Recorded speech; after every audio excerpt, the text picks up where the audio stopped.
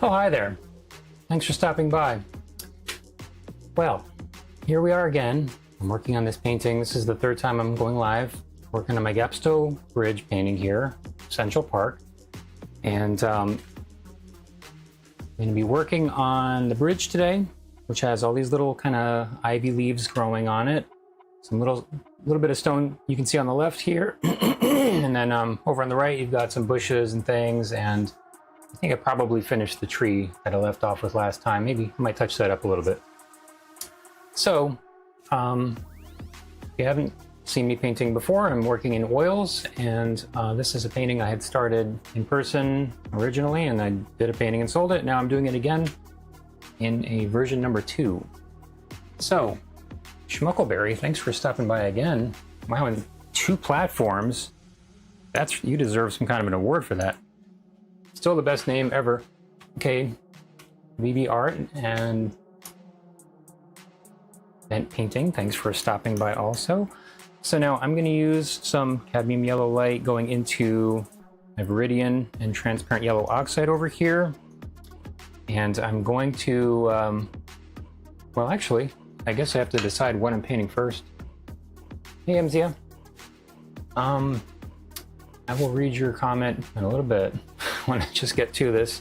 So I've got to decide if I'm going to paint the bridge first or if I want to do these little bushes first. So something I try to do in general, because I'm right-handed, I usually try to work from left to right, because otherwise sometimes if you do something on the right side and then you paint over here, you might just stick your finger in the paint and then it just not lead to the exact desired effect for the painting or your hand. So I kind of feel like I want to do the bushes first because it's kind of a more general thing, and then this is a lot more detail probably. I don't want to go as detailed as you see in the reference there, if you can see it. You know, there's a lot of little leaves, so I want to generalize that, but still, it's the most important part of the painting. It's the kind of the focal point.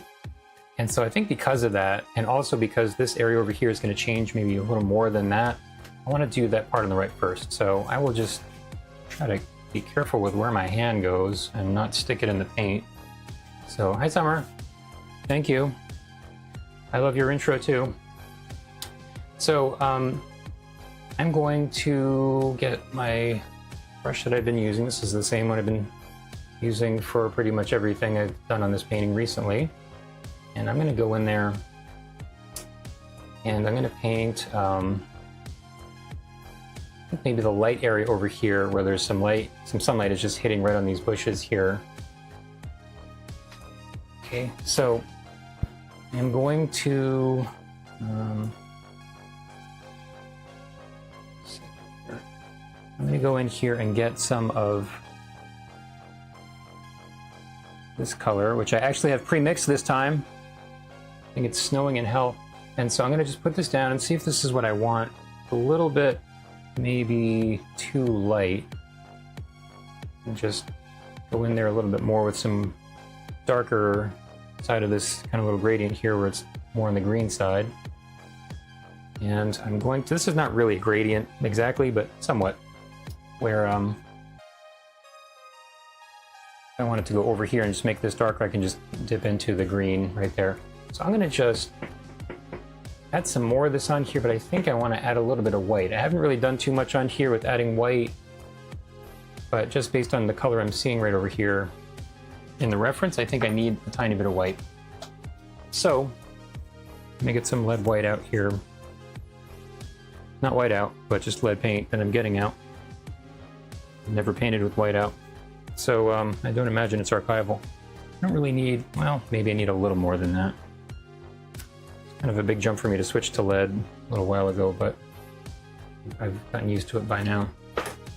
Okay, so now I'm going to just make sort of an alternate version of this color over here. And just drag this over and maybe get a little more of that green. And now I'm going to just mix some of this white in here to make it a little more pale, so it's not quite as saturated. And be more than that. Depending on the way the light is hitting it from the sun, sometimes it'll kind of wash things out a little bit. It's not really overexposed or, you know, excessively white from the photo. I think it just maybe looks that way from sort of that shininess.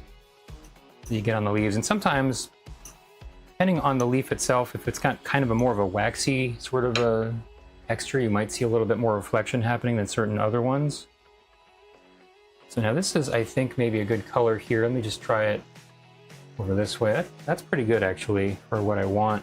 So I've got some green on there already, so I'm going to just get more of this white right over here. Just go into the stuff I did before because it's going to mix while I'm putting it on there. And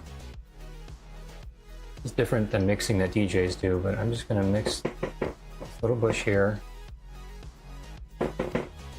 See, I think it might be showing up a little more saturated on the camera, but pretty much what I think I want for the actual painting here. And I've got some stuff going on here I'm going to go over, but I think maybe I'll just put in all the lights here, which I'm not even really sure where they're all going yet. And I'm going to have some reflection down in the water, which is going to be a little bit darker than up here. Got some reflection going on the left side there. So I'm going to put a little bit more right over here.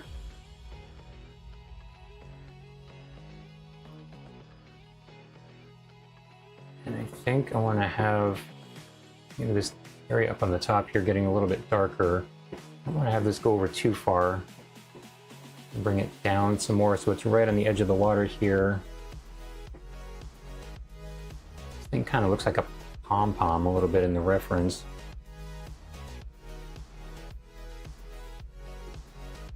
It'd be that a cheerleader just stashed it there while running off for a little while. She's going to come back and get it later. So that seems about maybe what I need on that side, and I'm just going to come down more over here. So as things come down with perspective, they get lower as they get further away from the horizon line, which would be up here someplace. Okay, so I think that's enough for now. Probably want to go in there and get a little more of this color at some point, but I think I'm going to just switch back over now to this green. Throw it in there.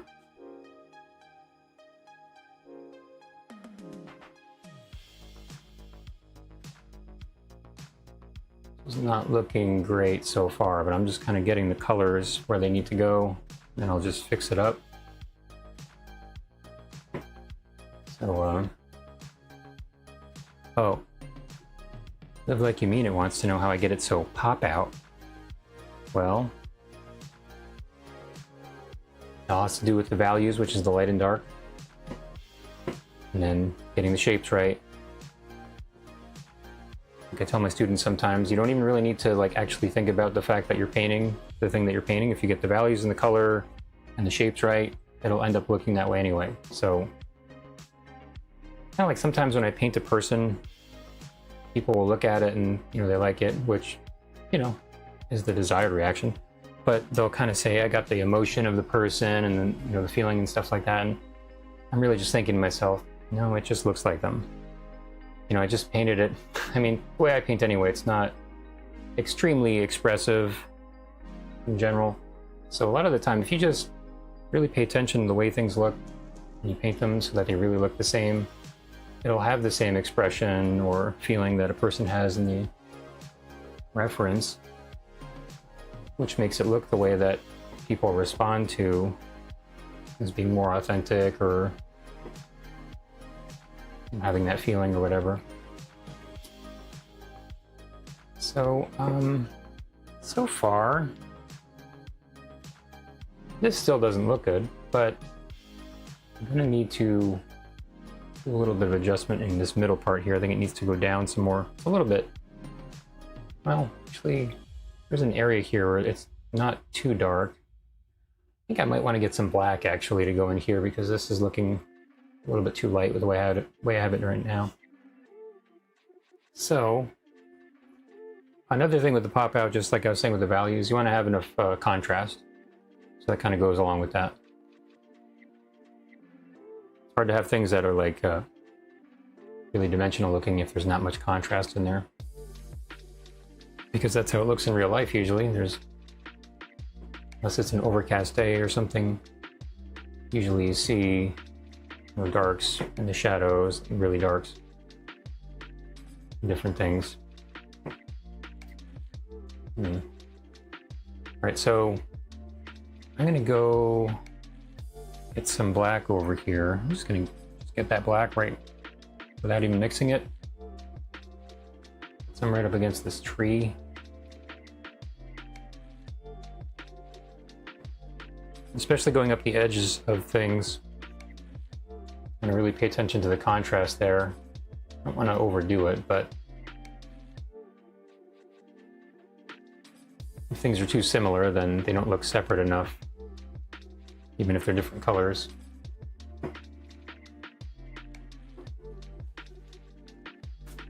Thinking that I still don't like this. Kind of looks just like blah right now. But hopefully it'll eventually get to a point where it looks good. I'm sort of actually squishing this whole area together a little bit more than it is in the reference. So this is actually a little bit wider in reality. But it's fine. It's a bunch of things growing over here. They're organic.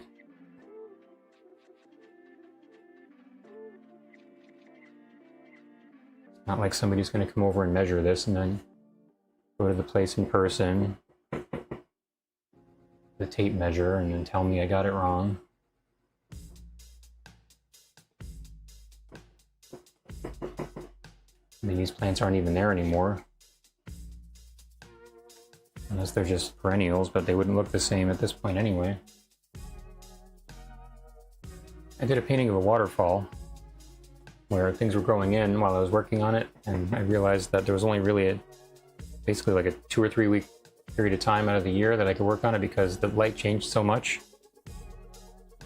It was like too much sun getting through from all the plants and things earlier on, and then after a while the trees had grown in so much that the light wasn't getting to the waterfall. So I ended up working on it like 3 different years just for one specific time of the year where I went back there.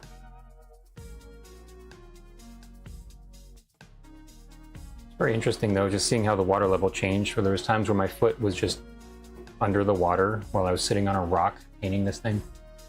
And then there's other times where it was above the water. There were certain things in the waterfall you couldn't really see if the water was very high, just covering up certain rocks and things. There's other times where you could see just it would split into two different directions. Okay, so now that I'm really making a kind of a mishmash of this, it's actually looking, I think, nicer. This part right over here, I'm kind of liking what's going on there. It's getting this sort of lighter area in the shadow, which I always like. So it's you got your light areas where there's a light and dark, and then you have your shadow areas where they have their own light and dark.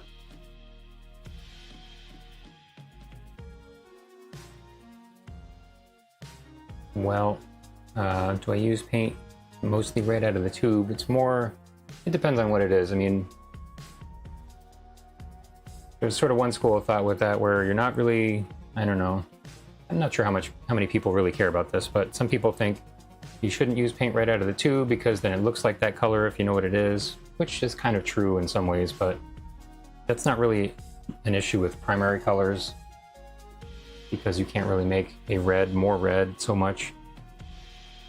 But there are certain colors that are pretty specific looking that if you're a painter or you really know paint, it may look like that, but I don't know if it's really that big of a deal.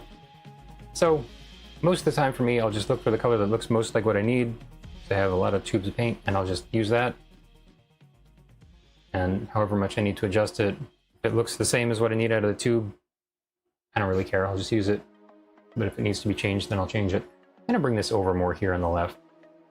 I think it needs to just come over some more. It's kind of looking like just like a giant hairball or something. Shape's just kind of strange right now. Maybe I'll bring the top down, I don't know.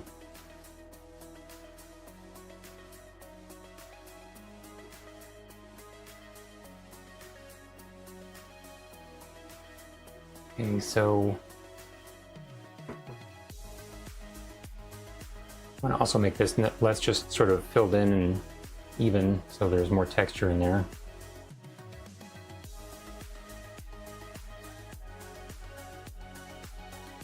So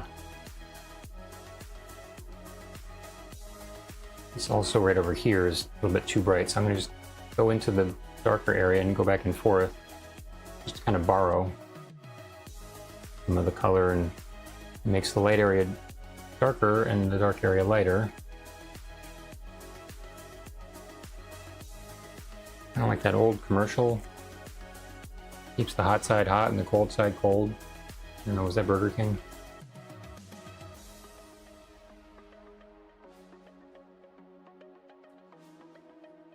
It's not really the same thing at all. But that's just what my mind thinks of. So I'm gonna also add in a few little lighter areas right over here. Places where the sun is kind of hitting it. And just a little island on its own here and there in some places. It's lighter and then it goes into the shadow. I think I want to add some more dark over here also. Yeah, I'm gonna get some more black on the brush here. Actually, I'll just put that over here. So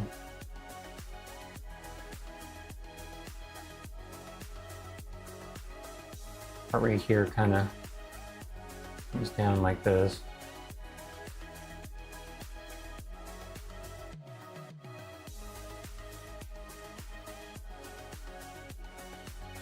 Favorite thing to paint? I like figure painting, Knuckleberry.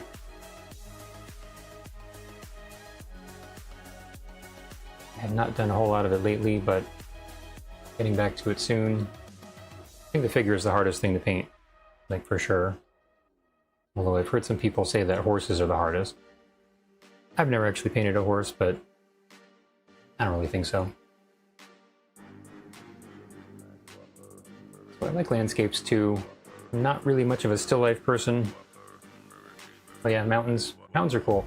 You know what's one of the things about still life, or about landscape, that I think is, I don't know, it really makes a huge difference. If you go to a place where there's mountains, it's a very different scene than, you know, a lot of what you see just like a barn on a farm, you know, things like that, which, you know, is fine if people are into that, but you know, more dramatic things I think are more fun to paint, more kind of interesting to look at. Yeah, hands and ears, Summer, I think. Hands are the hardest thing. So figures are hard, but out of everything, then hands are the hardest out of all of it to do. Ears are weird no matter how you paint them. Even if you paint them exactly how they should look, they still look weird. I feel like ears are not, I don't know, not quite as hard as hands. That's more of a thing like if you're just not used to painting them, you don't know which parts kind of tuck under and go over and that kind of thing. I always think of it looks like an underpass, like a freeway or something on the side of your head. So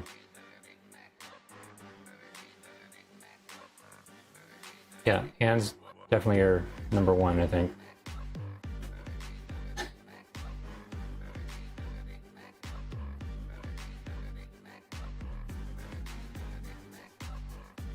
Yeah, all that schmuckleberry. I remember still when I was a teenager and I learned how to draw mouths, like all of a sudden, like I could draw lips much better than I had before. And I just like drew a whole bunch of them, and all of a sudden it was like, you know, the shape and everything was showing up the way I wanted it to. It's really nice when that happens. You kind of just keep on struggling with it until you get to a point where you can do it and kind of have a breakthrough with it.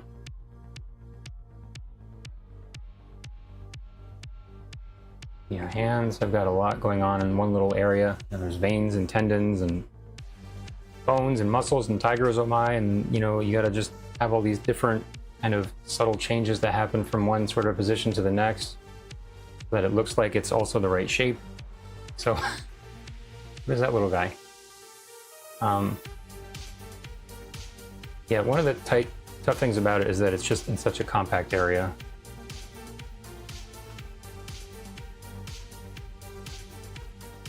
yeah, Leonardo, I don't know if he dug it up himself. I think he might have paid people to illegally get cadavers so he could do all kinds of muscle studies, which no one had ever done before.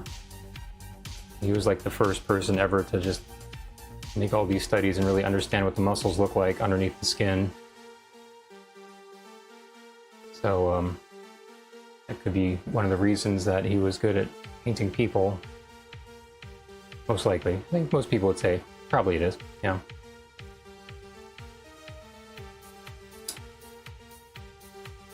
So this is still looking kind of flat over here, I think. I'm gonna just back away from this, but it's not really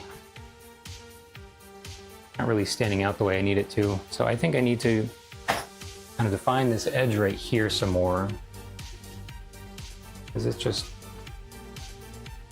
like I'm gonna change my kind of opinion of this from hairball to, it looks like the green giant just like threw up a meatball or something. It's just, I mean, I don't know. What does the green giant? Jolly Green Giant? Is he always jolly? Does he have to change his name if he's in a bad mood? I mean, what does he eat? Up in the clouds. Whatever it is. This is not looking good. So I'm gonna just outline this part up here a little bit more. And I am changing this a little from the reference, so not really because I want to, but because there's just only so much space right over here, and kind of have to do something to fit it all in there. So some of this black is kind of showing up on the brush, showing up a little bit more than I wanted to right there, but not really the biggest issue.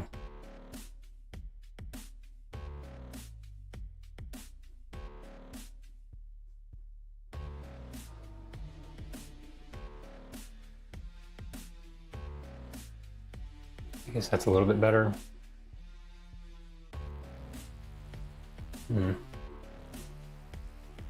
I think I want to have a little more contrast over this way on the edge here.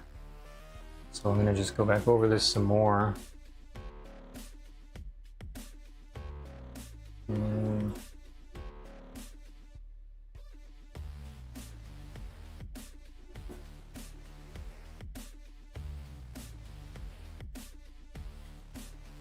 Okay, so I like that a little bit better.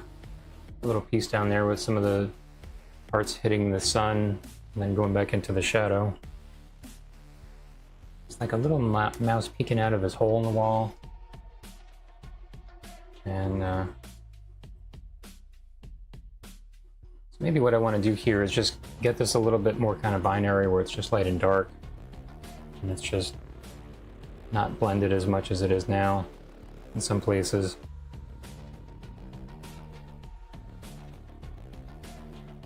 So I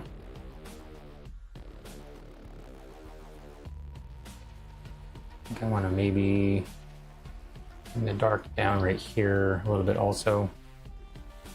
Okay.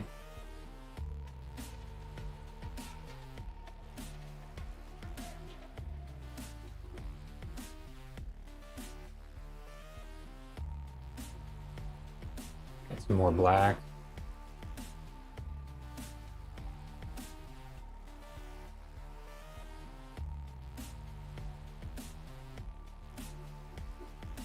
Gotta be careful with this black not to just use too much of it. I don't really have much on the rest of the image, so there's just a whole big wad of it in the corner. It's not really going to match the rest of it.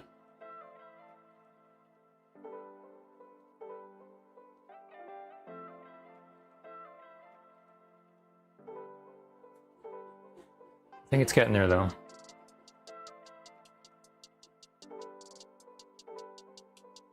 Oh, hey Julie, thanks for showing up. Just revisiting a painting. I started this painting a long time ago. Finally finishing it up. Sometimes that happens with paintings. They're just kind of sitting there for a while. And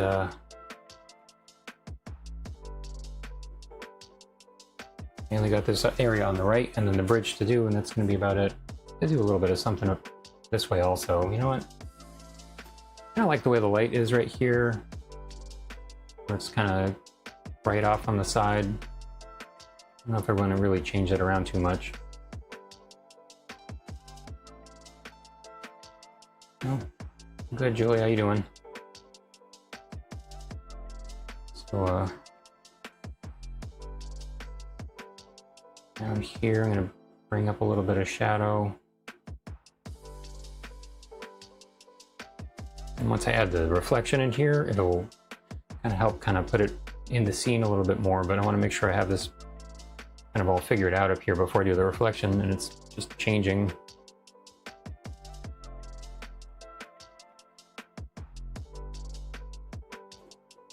So, right here, I'm going to just kind of make this a little bit more irregular looking. Kind of separating it out still more into just the light and the dark over in this spot. Sometimes I'll just start working on something like this and kind of go into it thinking I need to do one thing, but it'll just show me that's not working. It's kind of like hacking your way through a rainforest. You never know what's ahead of you, even like 3 feet, because you can't see anything. But then once you get there, then that's when you know.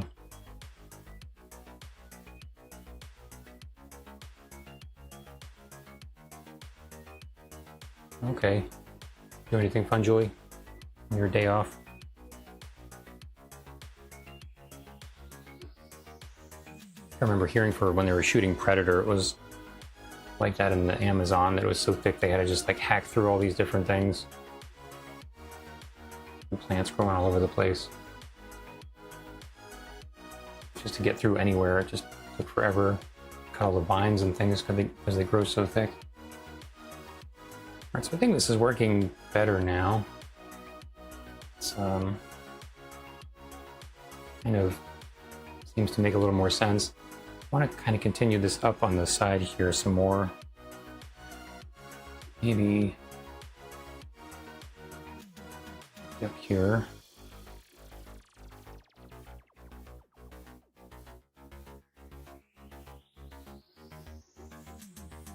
Bring this over.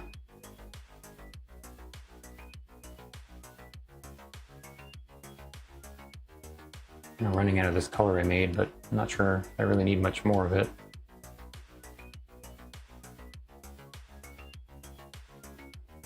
Okay, that's working pretty good. It's just going right up to the tree here. Oh, thanks. Yeah, a lot of different greens going on here. If you really look at plants, it's, you know, not all the same kind of plant. You see kind of a variation of the greens in certain places. So just kind of outline this a little bit more.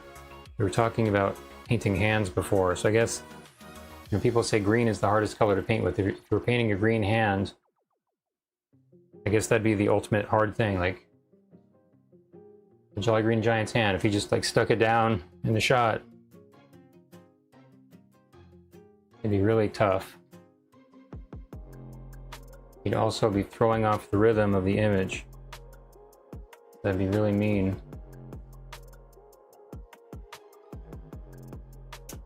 So, I'm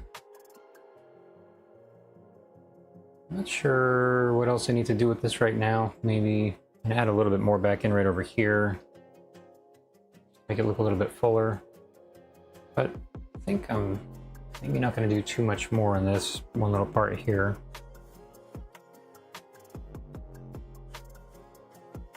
Paint's getting a little bit thicker here. I keep going back over it. But that's fine.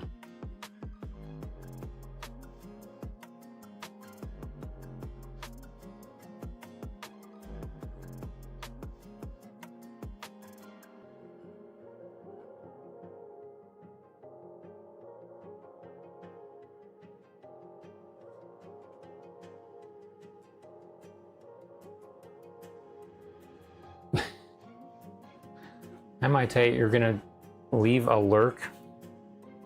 Okay. That's fine by me.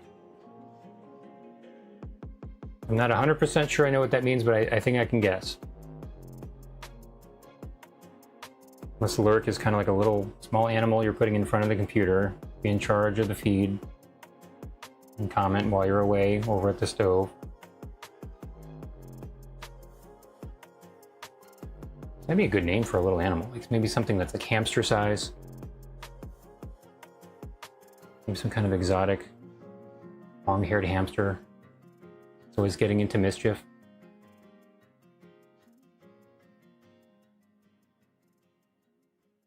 That sounds like it could be really like a successful toy line. If the next thing, continuing with like Cabbage Patch Kids and Beanie Babies, that'd be like the current version of pointless toy craze that people just want to wait in line for hours.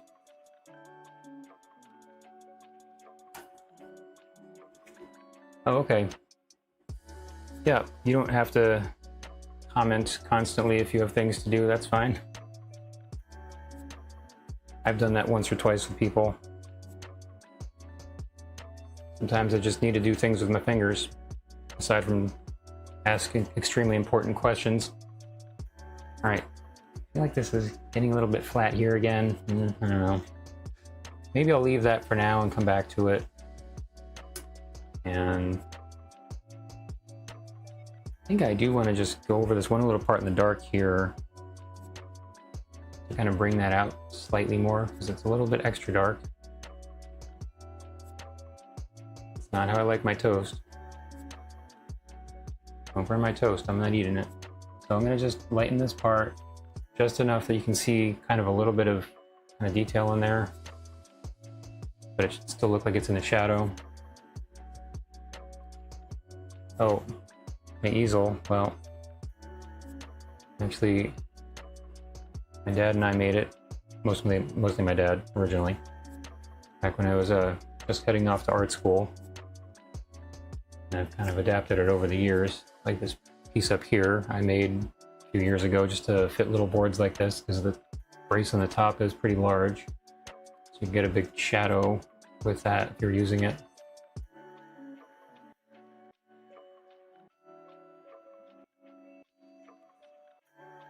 So it's the only easel like it in the world.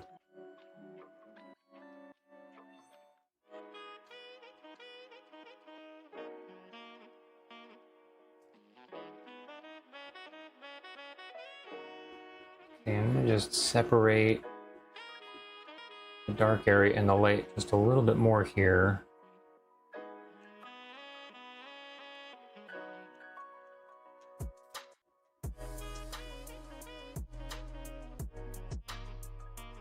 And maybe I'll do a little bit more of this lighter area up this way.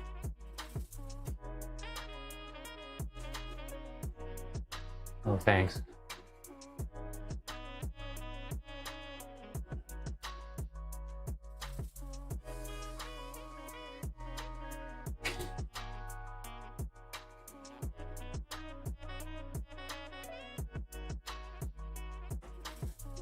Okay, so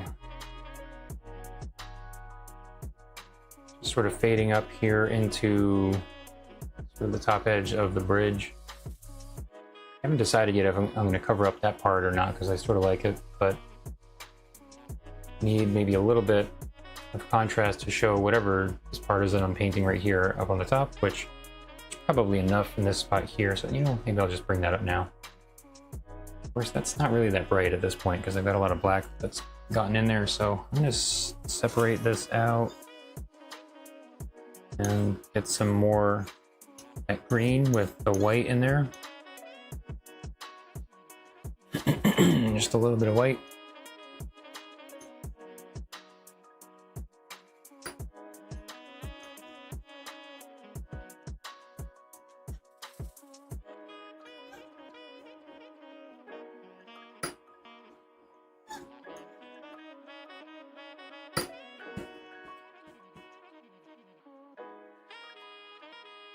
Okay, so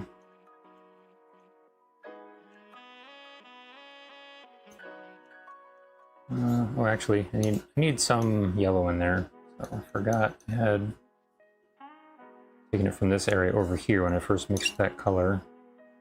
Might need a little bit more white, actually. But yeah, I'll have to get some. I have to still do the reflection, so that's going to be the same color.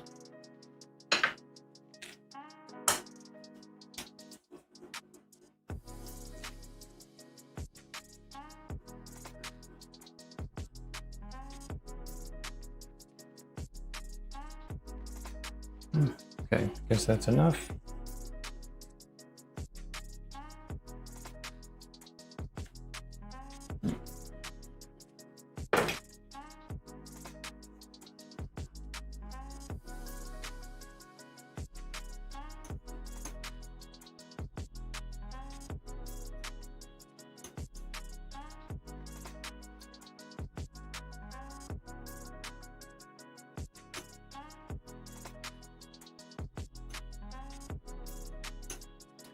A little bit too yellow now, so I'm gonna bring some more green in there. That's probably close enough. Okay. Sometimes having variation in the color actually can look nice if it's not exactly the same as what you started out with and you're trying to get it to look the same, but sometimes it can look just really dumb. There's just like one square someplace or something that doesn't match.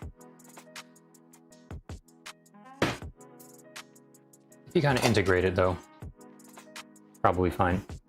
I'm always trying to mix the color up to get it exactly the same, but sometimes I think, you know, maybe I should leave it just a little different.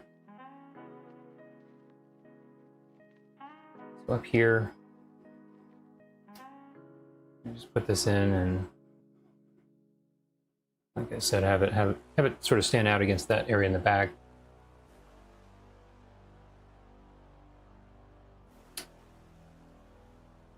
I really can't even tell what this is. It's like, it could be a bush, but it could be vines, or it could be, I don't know, like limbs from a tree that are just hanging down or something. But there's something there. And there's a light part and a dark part. You can see that much. And it's kind of shaped like a Muppet. I'm going to just put it in there, and whatever it is, that's how it is going to look. It'll be a Muppet. And he's just hanging out by the bridge.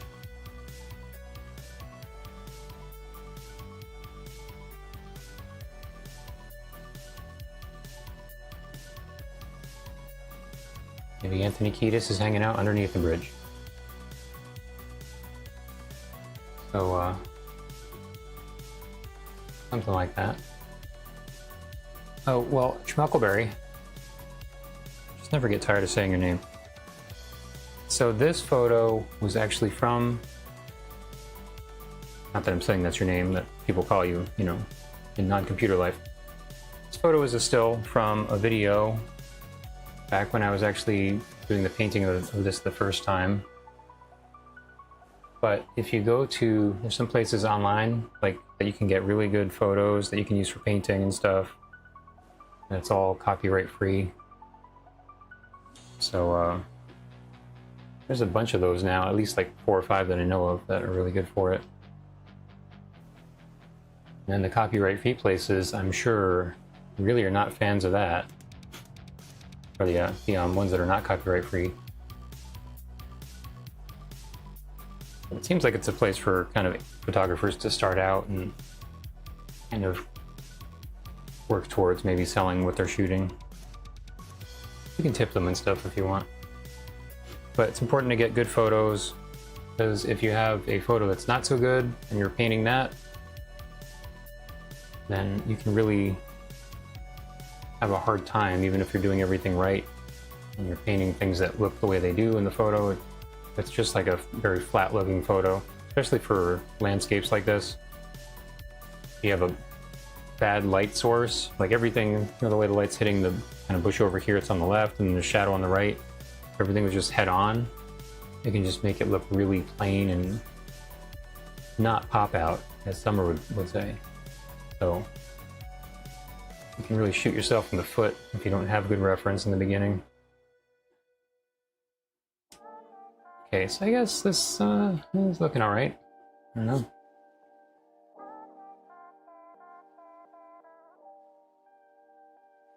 I feel like it maybe can get lighter still at the top there, so I'm gonna just go back in. And sometimes you have this kind of thing happening where even if this color appears the same as that one, it might look like it's darker just because of what's next to it, but I kind of have a feeling it's actually darker. So I'm just gonna get some white and yellow and just go up there with that. A little bit too much, but I'm working it in.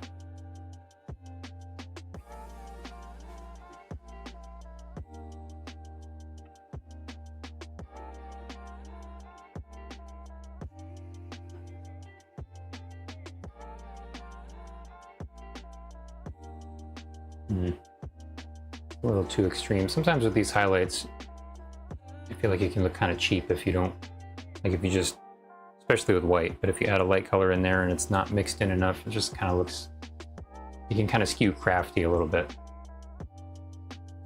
Not that there's anything wrong with crafts, but it looks less sophisticated sometimes, so I want to make sure it's not too kind of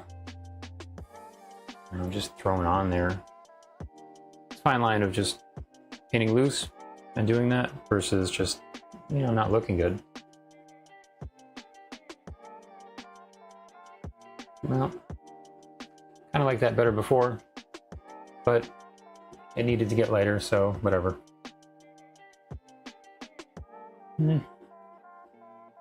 Okay, so another thing is all the light needs to be consistent, which, you know, I have reference, so I can see that. But if it's not all consistent, then this looks weird. So not really sure what I'm doing right over here yet. It's like it just kind of starts with all this kind of stuff.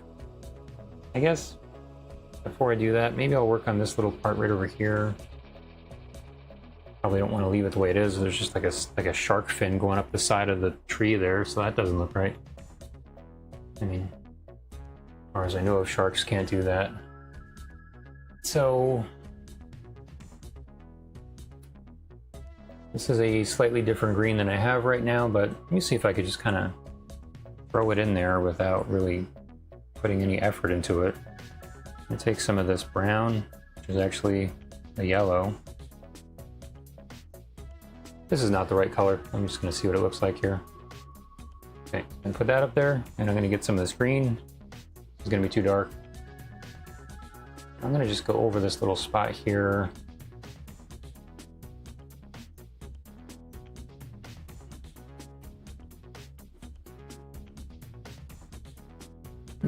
That actually doesn't look too bad the way it is. Just kind of blend it in a little bit more.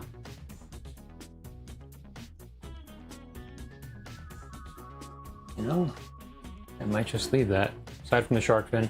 So, yeah, I think I'm kind of liking that. And this whole glowing area on the right, I just made that up when I was painting this the first time because I liked the way it looked and I wanted to outline the tree. But I was like, I don't care. It's my painting. I can do what I want. I just put that in there, and it, I think, looks a lot more interesting than if I just painted it all dark. I mean, the sunlight hitting the tree on the little kind of barky areas might look nicer, but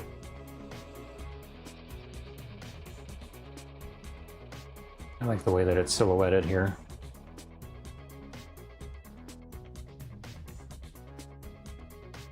It's getting a little darker. I'm gonna add some white or something and bring it back up here.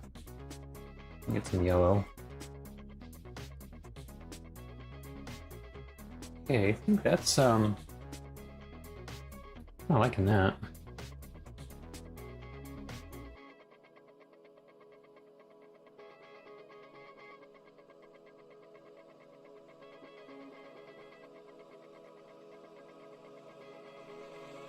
There's one little spot I didn't paint over from last time, but I guess I'll just kind of tap it there a little bit.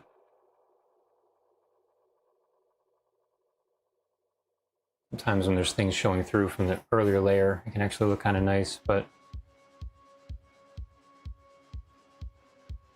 you have to just see how it looks from farther away. Yeah, I guess that's fine. Okay.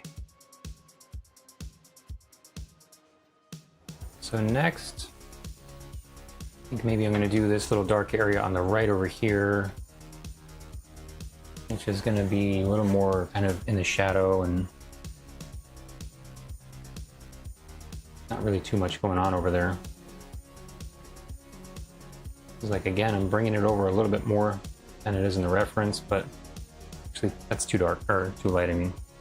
Oh, you know what? I've got that yellow on the brush. Gotta get rid of it.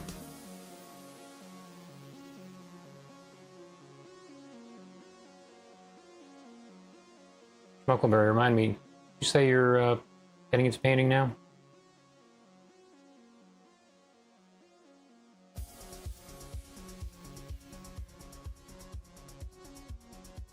Yeah, I don't like that. It looks dumb. I mean, the color is not far off from where it should be, but yeah, I don't like it. So I'm gonna go really dark with this. Just gonna throw this off.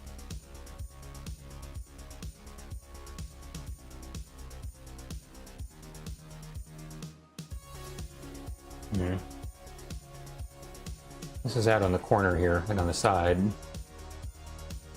Not really that important, but I don't like how it looks right now. Unless you're just lurking Schmuckleberry, that's okay too. You don't have to write back. Some people are just lurking while I'm here painting. Something just fell. Okay, so nothing wrong with that. I'm gonna just, I don't know, I'm kind of making this bottom part up because I can't actually see it in the reference. There's this little kind of island with a plant growing on it, which is in the way of this part that I'm doing right now. Of course, I'm not putting that little island in there. So I'm gonna just make this up here. And hopefully it doesn't look like trash.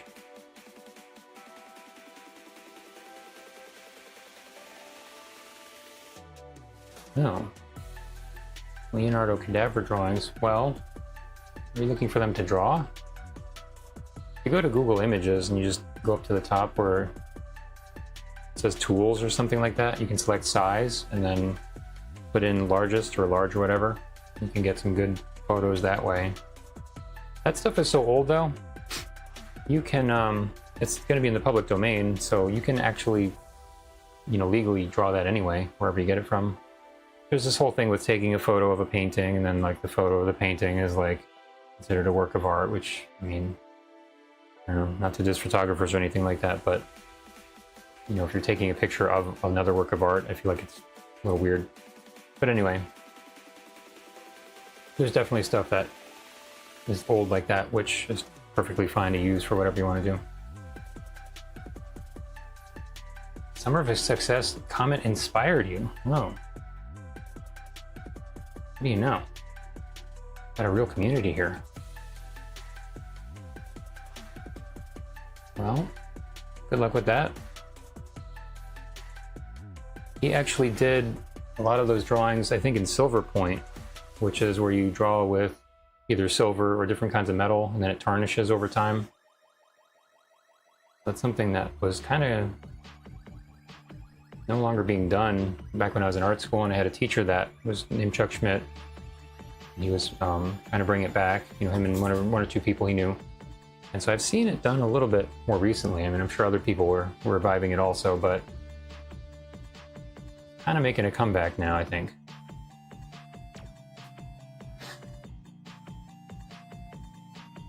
So this looks better over here. It still is a little weird because I kind of just stuffed it in that area.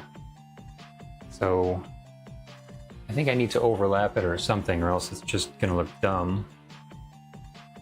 I'm gonna just bring this over here. Give it more of like an irregular look.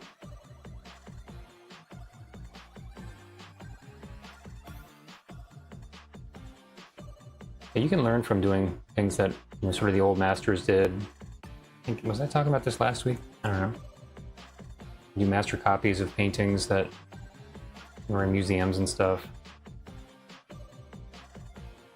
So I mean, drawings like that, they're more like they were kind of studies when he did them.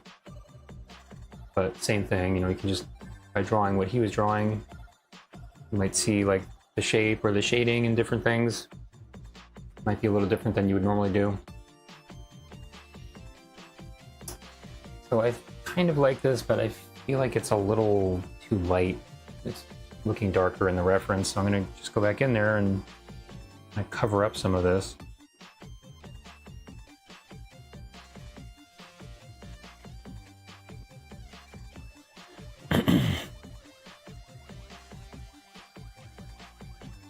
I just saw a website pretty recently that had a whole bunch of really high quality photos of public domain things like that. I forget what it was called now, but you can take a look, try to find it later.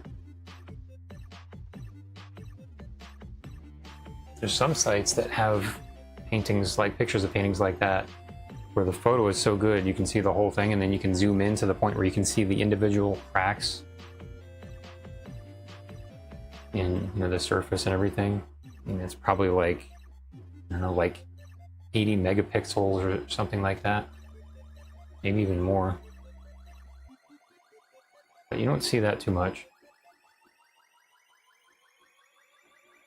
Okay, so this is darker over here on the right now. I mean, it's one of those things, it's like not an important part of the painting, but it's still a part of the painting, so you gotta do it. But probably no one's even gonna look over here because it's all the way on the edge. And somebody might like the tree and look at it and notice it, though. I think I need a little bit more shadows in there. Oh, raw pixel, there you go. Yeah, you might have been the one that told me about it. I don't know. I think that sounds about right.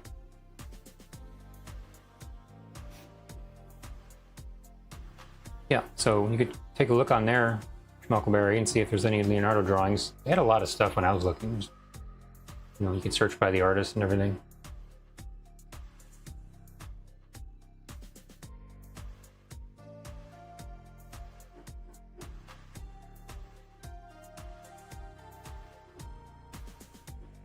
Okay, so I think I've almost got this area on the right taken care of. It kind of looks like the tree is just growing out of there now. It's not just some weird awkward thing stuck on the side.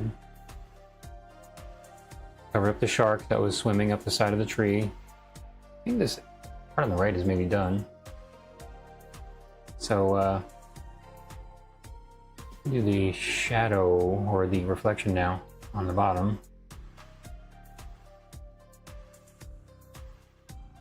Yeah, I think I'll do that. And I'm going to be using the same colors as I have up here, but they should be a little bit darker. So I'm going to just go in there, and I'm not going to really do a whole lot of elaborate mixing to get the color just slightly darker. I'm just going to put it on there. I'm just doing it. I have a tendency to overthink things. Sometimes I just do it just to not do it the way I normally do it. Or sometimes I do that and it doesn't work out so well. This could be a little bit lighter than it is. I'm going to mix a little bit more of the lighter kind of military looking green. I mean, that's kind of how you could describe the color that's on there now. But I need some more green.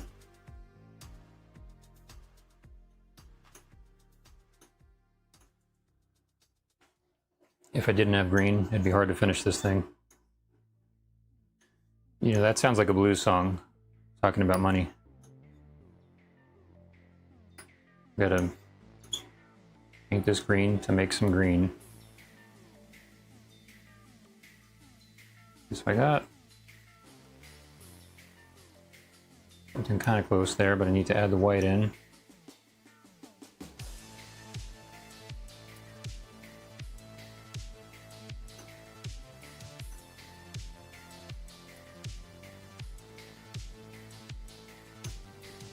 This one song that Muddy Waters did. He was introducing it saying, you know, here's a song you can relax on and just play for several hours at a time. I know because I did it on the street corners. I think he said in Chicago. I don't know, someplace. But I think if I was one of those guys in the street corners, I would not be playing the same song over and over again for an entire day because I'd go out of my mind. But whatever you're into.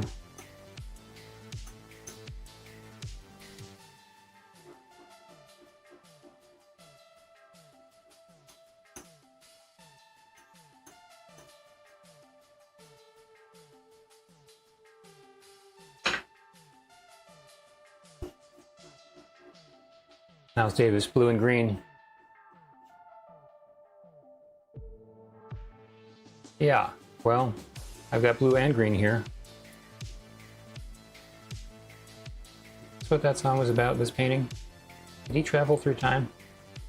I don't... So this color on the bottom here is dry, of course. I did it before, so it's not going to blend with what I'm doing. But I can... I don't know. I'm not sure what I'm going to do about that. I guess I'll just down some new color that looks about the same as what's on there for that part on the bottom edge here.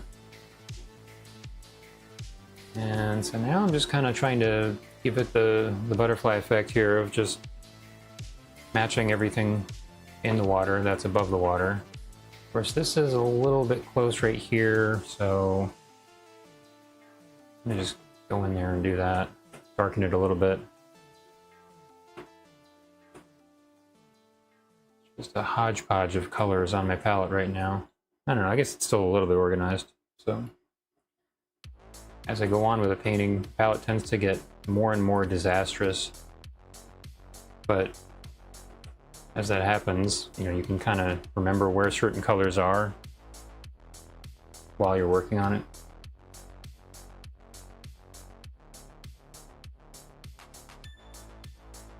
Somebody had posted a little while ago online a painting from John Singer Sargent, or a image of one of his palettes, and it was just an absolute mess.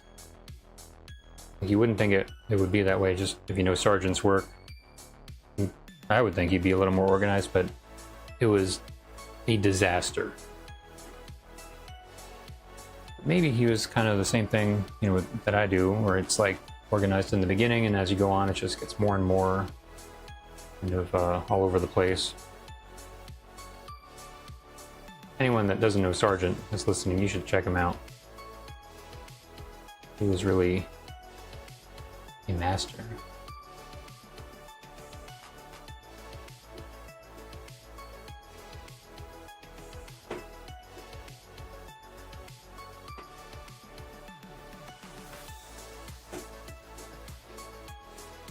Okay, so I don't know, these little parts on the right here, there's the light area is not really showing up as much as the area over this way, so I don't know how much I really need to do for the reflection over there. Maybe just kind of put a little bit in there, but I'm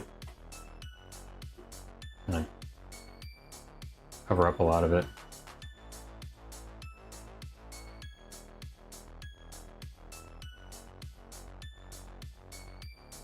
Now there is this other part up here that I have, which is also getting some light. A small gap between that and then the other part underneath, so I'm going to put that down here also. You tend to see things as they go further down, they don't reflect quite as much, but you can still, I think that's still in the range where you're going to be able to see it here. I might kind of go over it a little bit. You don't see it so much. Kind of like little lurking hamster creatures. They're just sneaking up on you, waiting until you're not noticing that they're putting a little bucket of water on top of the door, and then you walk through. It goes on your head. That's what they do, lurkers.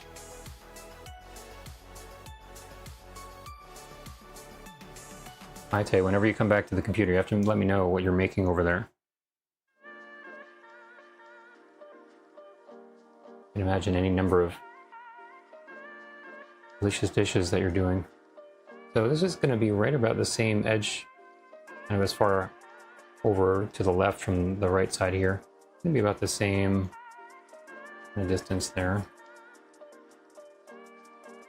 And then this green down here was just left over from last time. Well, there is that reflection coming from back to the light. Well, okay. So this light area here is going to be further away. So even though you see it up there, it may not really actually show up in the reflection down here because it's pushed back. So I think I'm going to just leave that out of the reflection altogether. You always have to think about that when you're figuring out where things need to go. If it's not actually, you know, in the reference. Anything that's farther away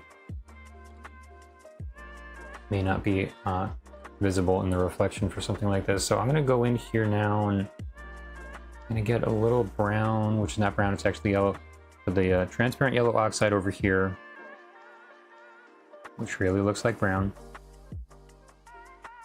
It's a very confused color. I'm going to put this in here. See how it looks. It's a little bit, maybe a little light, but not too far off. Mixing with my brush now because I don't really need too much of this, and it's kind of a delicate balance here with how much I actually need of whichever color.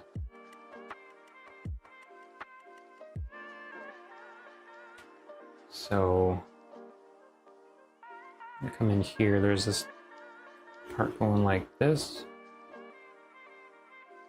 The water looks a little bit kind of brownish, where you can actually see it in the darker parts of the reflection. And then there's some kind of greenish areas where there's plants and stuff growing down there. And just squinting at it. Sometimes it can kind of mess with your mind a little when you're trying to do these things. I'll actually turn my head sometimes just to look at it and see what it looks like sideways, but kind of I don't know. It's like trying to write with your non-dominant hand, trying to flip this thing in your mind.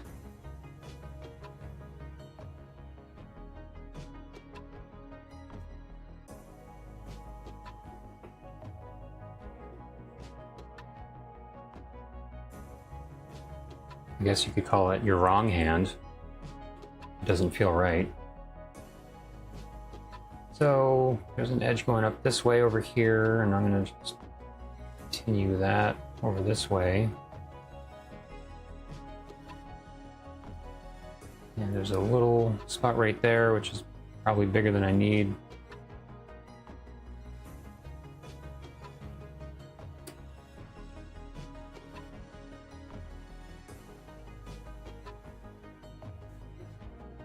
I'm going to be starting a new commission. Well, I've already started it, but I'll be working on a new commission. And I was just remembering last night, I was like looking through things to listen to. There was Marvel Wastelanders podcast I listened to. It's got like 7 parts, I guess, or 6 parts. If you're into Marvel characters, it was really well done, especially the first part. But it's like the individual stories of different characters in the future when they're all older. And it's kind of all coming together now in the final part. I'm going to listen to that final part while I'm painting. It's a painting I'm working on. Part right over here is kind of dark. It's reflecting right around there.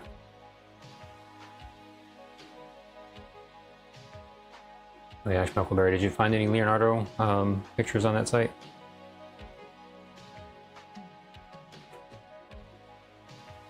It's nice when you find things like that. It's like, you know, all this, who knows how long that site's been up for. You don't know about it. It's just kind of there, and when you discover it, it's like, oh wow.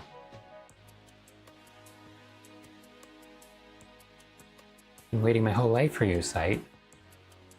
I can draw dead people. Leonardo drew. So now there's this dark part going against the tree here. guess there's a little reflection from the tree also. Kind of in that lighter part, so I can maybe put some of that down there.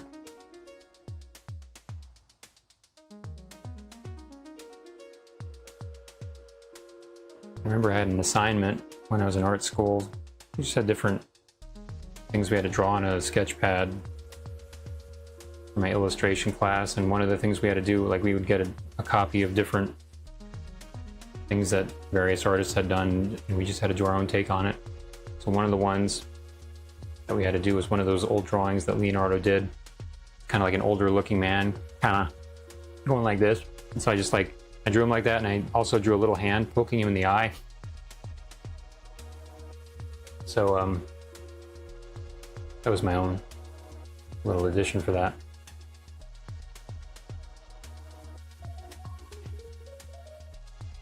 Now, I feel like, I don't know, maybe I'm going to get rid of this down here, just kind of paint over it.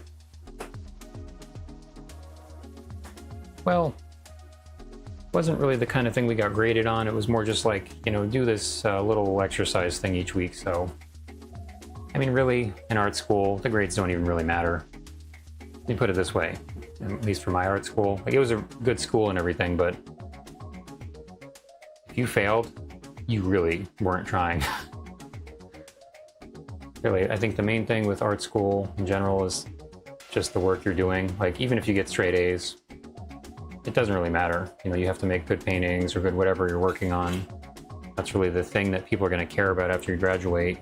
And you show them your portfolio.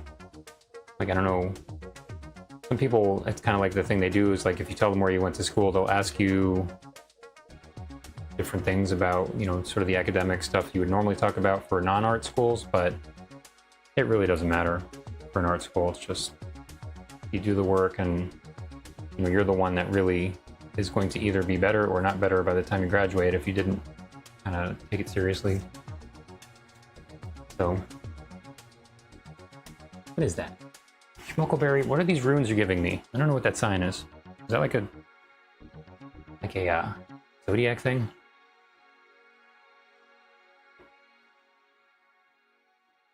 Okay, so this, I don't know if this is reading as a reflection right now. Something about it's a little weird. I don't know. I'm gonna have to add some more or something in there.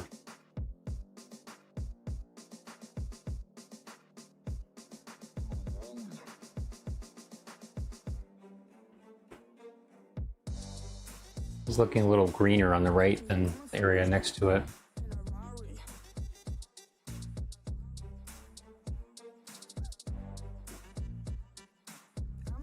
So you have two different little comments there. One is O, and then one is this little purple thing with some kind of ancient curse in it. What is that? Is that an O also? You're getting that little reaction coming off of the O?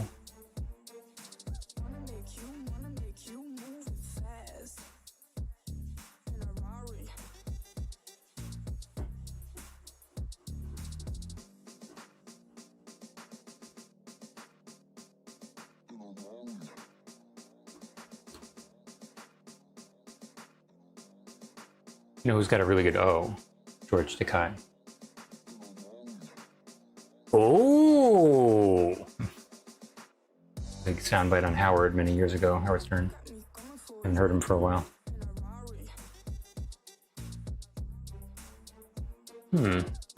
Oh, okay. I don't know how that represents O, but alright. Boy, I can remember the old days when, you know, emojis were just, there's like maybe 4 different versions back in the early 2000s, and then along came the smiley face ones that actually looked like a little smiley face, and now there's these emotes, which I don't even understand what's happening with them. It's really been an evolution there. So, yeah, I'm gonna soften this a little bit down here. I think that's part of the issue, but it's just looking a little weird. I don't know, I kind of like how it looks, but it doesn't really look like a reflection right now. Maybe it does. I don't know, let me back up for this. I don't even know what I'm talking about here. Okay, so yeah, it's maybe I gotta work it into that sort of darker color a little bit more, so that kind of looks less solid down there. I guess it does make the reflection on the left side there look nice, though. It looks like it goes. Huh. Well, now, okay, so this is interesting. I'm just noticing the painting does not appear to be in the same place it was when I set everything up today. So there was something funky going on the last time I was streaming. I'm going to just adjust this because... Okay. That's maybe a little better. OBS has given me some tood. Still a good program though. Okay, so I need to just do something with this.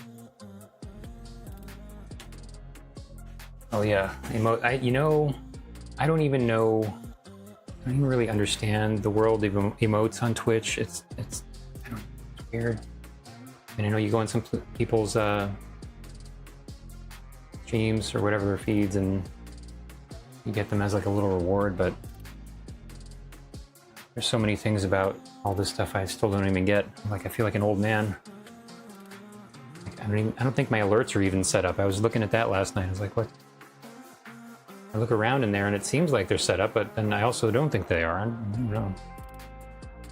Kind of bumbling around in that back office area. Yep. Oh, thanks. Yeah. I don't know how old you are, Schmuckleberry. I'm willing to bet I'm much older than you are, though. I'm older than I look. So, yeah, I will have to make my own emotes at some point. I don't know. Like, I don't have enough things to do here. Okay. This is looking better already, just blending this. It was kind of not really working before the way I wanted to, but now it's kind of softening the edges some more. It's okay. I do feel old sometimes. I've gotten to the age where I need to ask young people about technology. I mean, I think once that's happened, you're done for.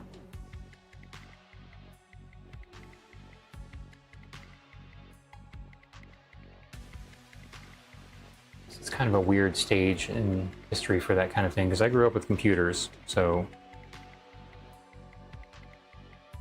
that was like a newer thing back in the 80s.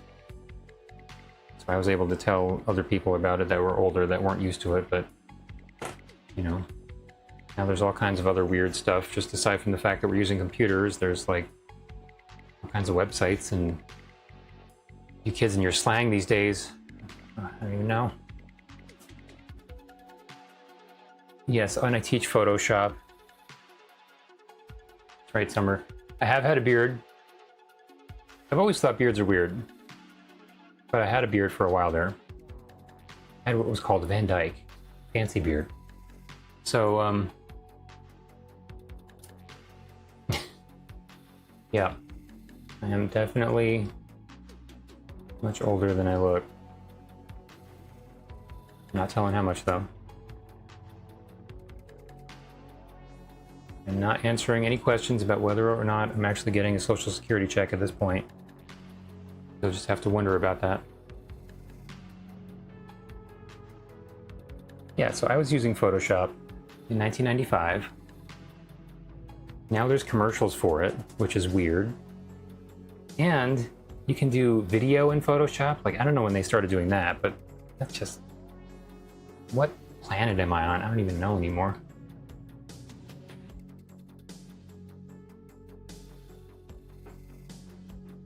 It's convenient though, if you want to do video in there, because it's like the same filters and stuff you use for like just still images. But it's kind of strange because Adobe makes other things that are specifically for video, like After Effects and whatever.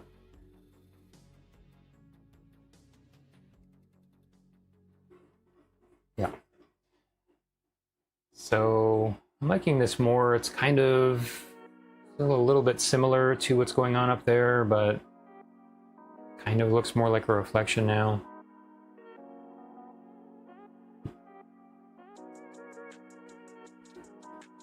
Kind of like working it in. I feel like the edge is a little kind of too hard before. You know, it's kind of, you know, I gotta get some dark paint over here on the left because there's no wet paint over there to blend it into. So it's not going to blend into nothing. I mean, if you wanted to blend it into a dry area, you could if you just were very careful about it, but it doesn't always work so well. Sometimes it just looks kind of like changes color a little bit when the paint gets thinner or something.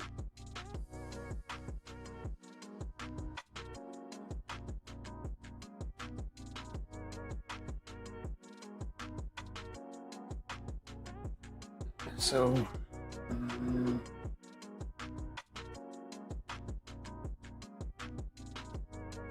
think that's helping a little bit there.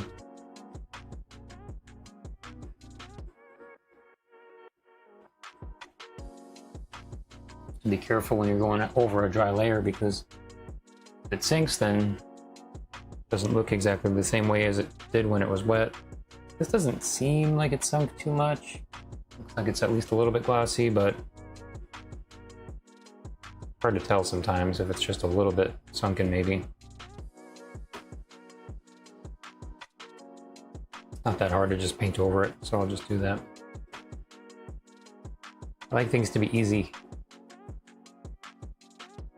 A lot of the stuff I do when I'm painting, it's just me trying to do things that are easy, because painting is usually not easy.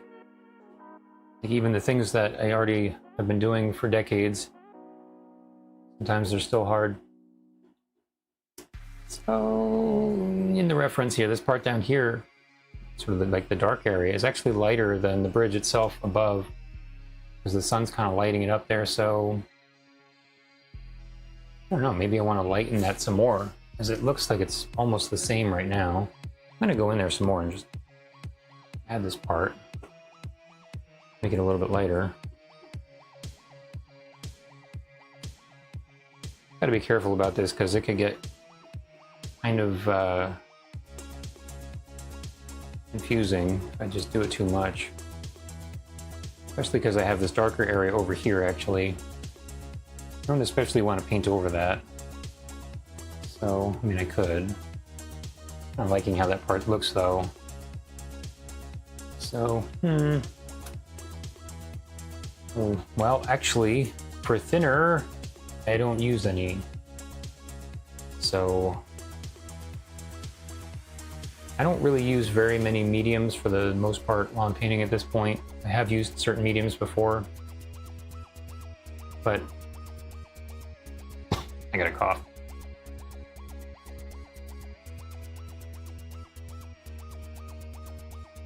I just saved you from that extremely loud noise just now. So, one of the hot topics in the oil painting world is using terpenoid or odorless mineral spirits or GAM salts, kind of all the same thing basically. And some people will paint with it while they're painting. I had that same teacher I was talking about before. I was bringing back Silver Point. Had him in art school, Chuck Schmidt, and he was saying not to use solvent in your paint because what solvent actually does to the paint is it destroys it. You have just a big container of solvent and you put your brush in there when you're done.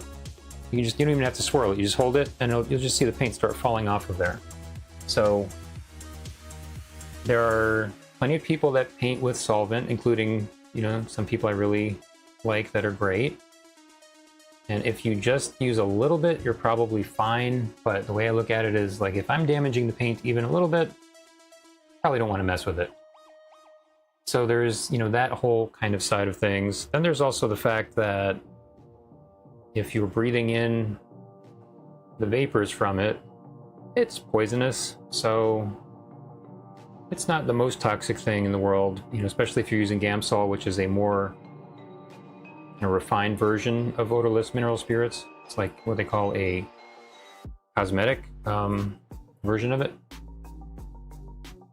But I'm really into not using toxic things whenever possible. So if I do need to thin out the paint, I can use, oil to do that. But then there's kind of some issues with that also you have to be careful about so that you don't run into problems like cracking. You have to do it in a way that you're not going to have that kind of stuff happen. Now that I'm looking at this color over here, I'm kind of like, does that look too blue compared to the rest of the picture? Having a kind of existential moment here. What am I looking at? Is that even green anymore? It looks a little weird. Once I paint over this part, sometimes I'll do this, I'll just cover it up with my hand. I want to see that bridge for a minute. Once I paint that in there, it's probably going to be kind of similar to this color, but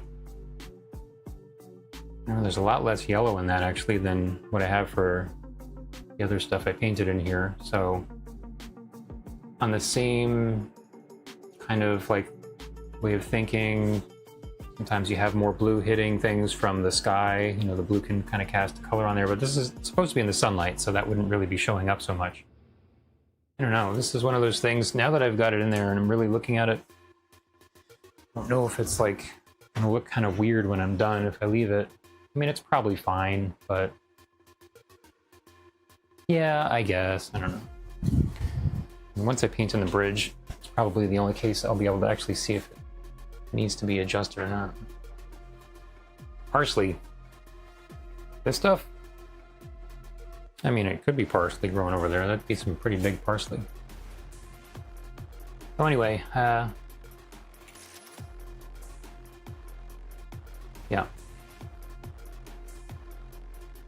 Thinner.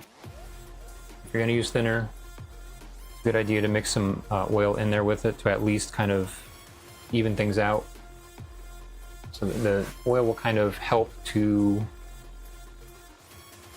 sort of mitigate the effects of the thinner a little bit. I mean, I feel weird calling it thinner. I've heard some people call it thinner when you're painting with oils, but I really think of that as something like I used to use when I was doing enamel paint. I was painting these little figurines when I was growing up. But, solvent. There was a short period of time I used like a 50-50 mixture of solvent and oil. But even with that, you got to be careful not to use too much. You never want to use more than 20% of any medium. It's just, well, 30% maximum, and 20% is a good amount to sort of shoot for. Just visually, when you're mixing it in, you can look at it. But if you go more than that, you can run into all kinds of crazy stuff happening. So,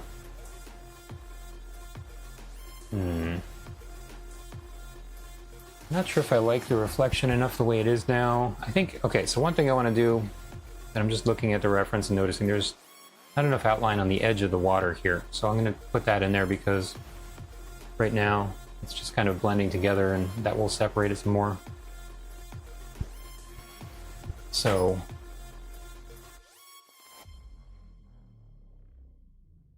instead of calling this Gapsto 2, maybe I'll just call it Parsley Bridge. So I'll just very thinly make this line down at the bottom here.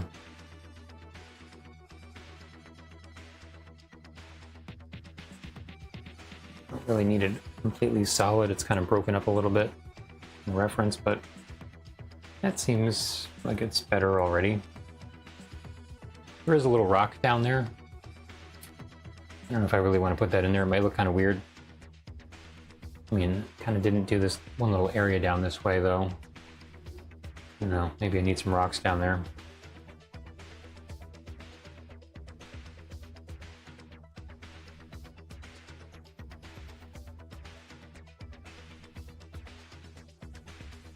Which Muckleberry do you paint with thinner?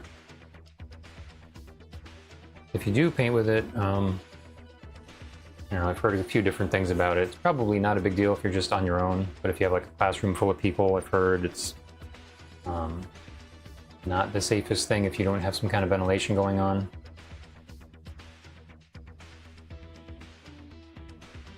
Okay, well, water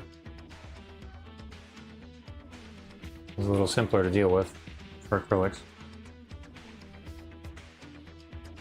Okay, all right, yes, I think we were talking about this last time. Yeah, so if you can paint without solvent, I would try it. Just overall better. I mean, one of the things that... Oh, thanks, yeah, a little line helps. I gotta break that up a little bit. Something that, there's a documentary about Bob Ross that I'd watched, which I recommend for anybody that likes Bob Ross. I think it was called, I don't know, if you look up Bob Ross documentary, it came out a few years ago. And one of his friends is in there talking about how he used to take the brush and hit it against the edge of the easel, smack it back and forth a bunch of times and go, you just beat the devil at it. And so like he would just do that, a few times each episode. And Bob Ross died from non-Hodgkin's lymphoma, which is what people have been suing Monsanto over for Roundup, which is a spray-applied pesticide. So it really seems like there could be something to that. I don't know. I mean, most people are not taking a very, very large brush, smacking it against the edge of an easel, which is putting it into the air. Most people are going to be maybe wiping it or dipping it in something and then putting it off to the side. But, if in an extreme case that potentially was happening with him, it could be contributing to the same type of effect in a kind of a smaller way, just for like sort of normal use where you're not doing that. So that definitely, like, I wasn't really a big solvent person before, but that really stuck with me from that documentary, just thinking about safety and stuff. Happy Accidents? No, that was a different one. I don't know if I saw that one actually. This one was, I think it was called like Sex, Lies, and Deceit or something like that. The untold story of Bob Ross, which really, Bob Ross really came out for the most part, good on the whole thing. It was like the bad stuff was some other kind of things that were going on involving other people that were not very nice.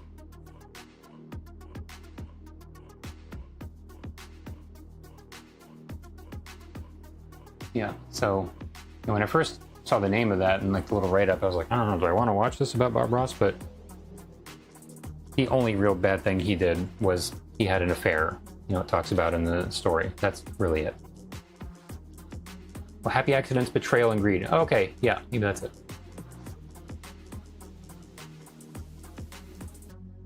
Bob Ross came out.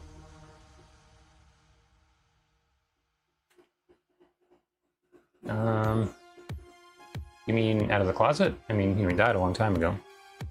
It was pretty messed up though, just some of the stuff he had to deal with, the last like year or two he was alive. It was just, it was not cool.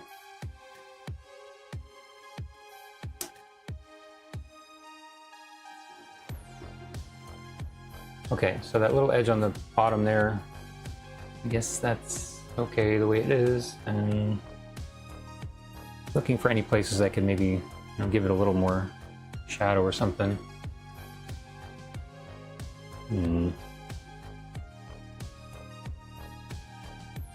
Maybe, like I have a little thing right here going on. Okay, I like that.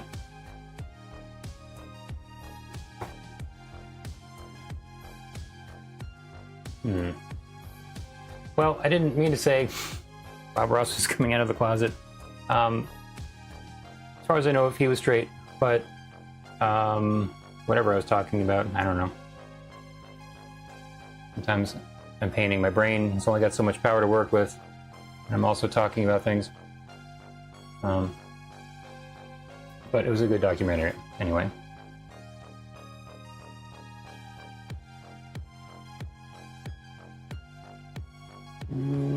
So as I was just saying, like right on the edge of the water, you sometimes will see things will sort of like show up a little bit stronger, like a little more clear with the reflection, and they sort of fade as it gets further away from that. So I mean, I can kind of see a lot of stuff going on down here in the reference too, but I'm just kind of giving it more of that kind of look wherever I see something like that I could do.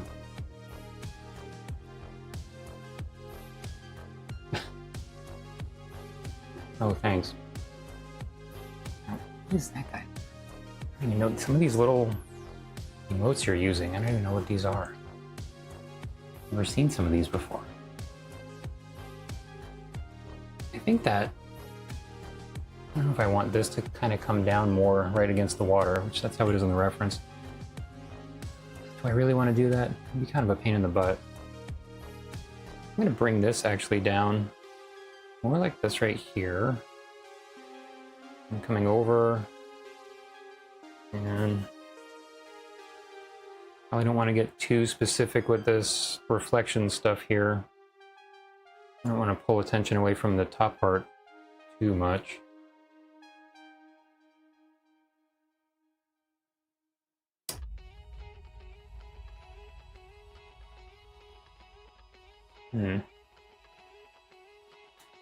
By the way, there is such a thing as, there's a condition called like artist brain syndrome or something like that. I forget the exact name, but it's specifically from using turpentine, which odorless mineral spirits sort of came about taking the place of that, because turpentine is so toxic. I mean, it smells disgusting. If you've never smelled it, I don't know why anybody would use it nowadays. I mean, I guess at some point I've heard of some use for it, but if you're not really in restoration, you really don't need to use it. But anyway, you know, years ago when people had to use turpentine, it actually created a specific condition with artist brains where it was just messing them up in a way that had never been seen before. So, you know, solvent is, you know, like odorless mineral spirits better, but it still is that same type of a substance, which is not exactly safe. Like, it's okay. You're probably not gonna have too much of an issue with it if you're not really using it a lot, and especially if you have plenty of ventilation. But like I said, if there's, you know, even any question about it at all, I'm like, yeah, I don't really want to use that. I'd rather not have all kinds of weird stuff happen to my brain. That's not already happening. Guess I'm so old. So I kind of like how that's looking now, I guess. Oh. Wow, we got new people on Instagram all of a sudden here. Hey, Kate and Ripsy. Thanks for stopping by. So I think I'm gonna just bring this little part down here right against the water, because I don't know, kind of feel like it needs that. And not just because of the reflection, but I mean, the plant is kind of growing down into the water right there, so it just seems like more natural as far as like what plants do. So something like this maybe.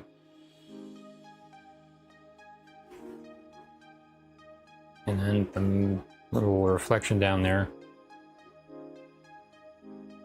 Bring that up so that their bush is just kissing the reflection right there. They're just having a little moment at the edge of the water.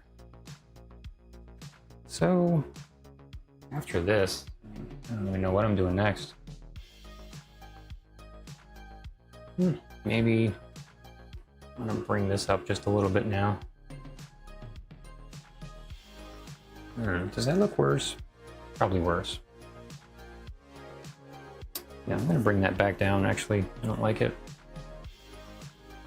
It looks dumb.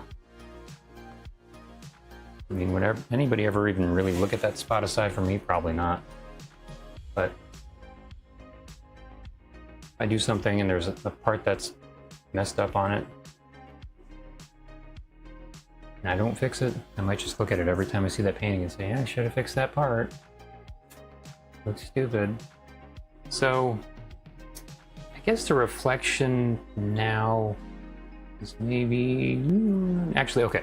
So this reflection down here of that part, I feel like I want to just cut it out a little bit on the right side because it's thinning out as it goes to the side. So I'm gonna just go back over this a little bit here. Getting some reflection from the light in my room. I gotta do these vertical marks on there so that I can actually see what I'm doing.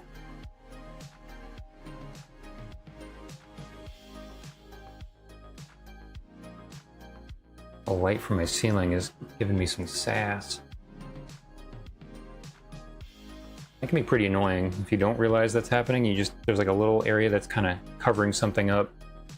There's a little sparkle from the light and you don't notice that it's there. Sometimes there may be something you didn't see because it was getting covered up by that.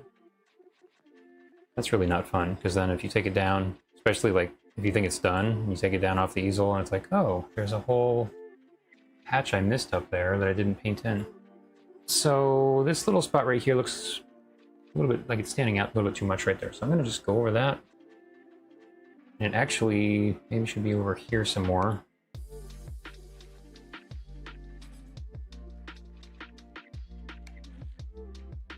Maybe something like that. No. I think it's going in the wrong direction, actually. It should be kind of going more this way. It's just a squiggle. But trying to get it in the right place. Not sure if this is a little bit low right here. Sometimes things do kind of stretch out in reflections, but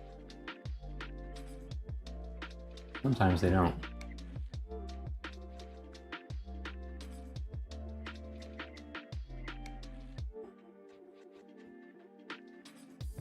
Sometimes you feel like a nut. Sometimes you don't. Schmuckleberry, I'm willing to bet you're too young to even know what that means. You whippersnappers giving me your weird emotes.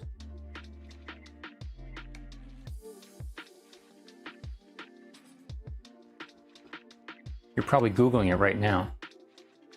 So I think, I don't know if I need to do any more with this reflection down here. I do need to do something about the reflection of the tree, actually. I almost forgot about that. And then there's, I don't know what I'm doing with that thing over there. The reflection really is just from the highlights, the lighter parts that are above the water. The other stuff doesn't really show up so much. But I think I'm feeling pretty good about just the way that looks in general. So I'm gonna just mix up some of this kind of like lighter brown. Put that down there too.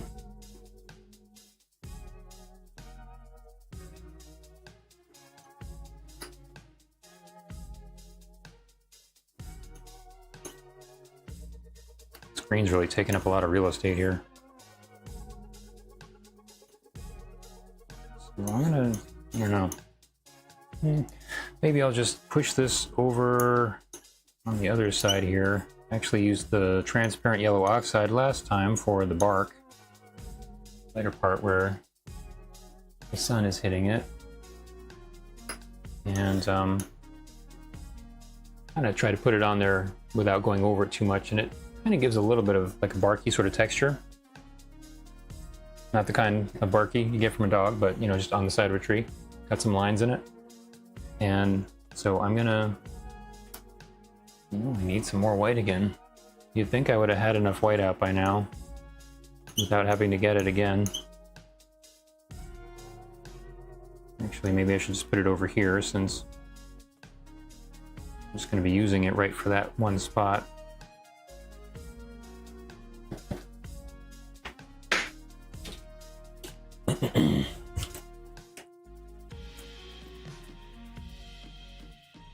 Just gonna need a little bit here. That is really a little bit. I mean, that's like, I'll probably need more than that.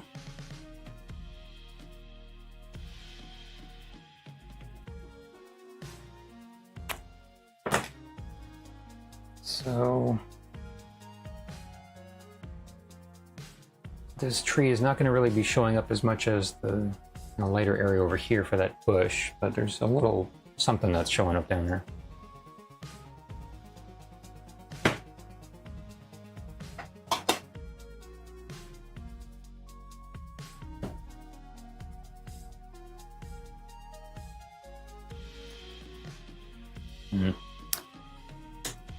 You know what? I'm gonna have to get a different palette knife. I'm running into this black.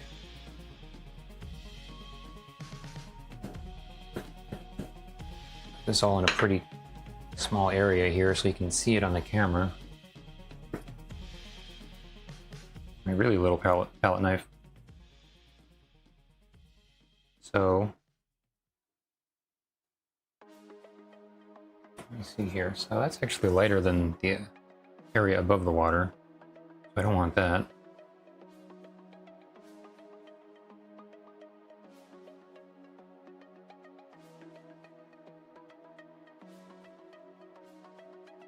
Pretty close to the same. I'm gonna add a little bit more of the brownish yellow.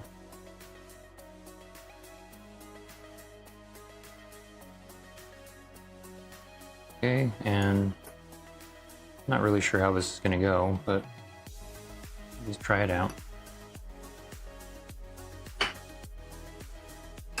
Seems like my computer is getting a little hot.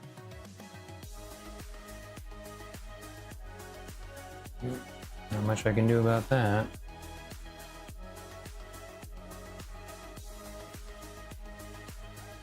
Okay.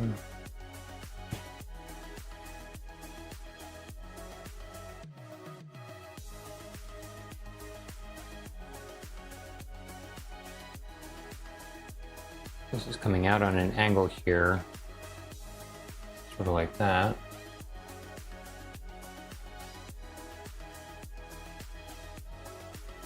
No, it's, I think that's actually not too bad. I don't hate it. I'm kind of amazed. A little bit more back in there.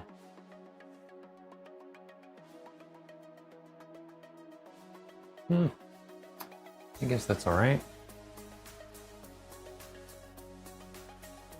Looking a little bit solid, but just kind of adjust it here.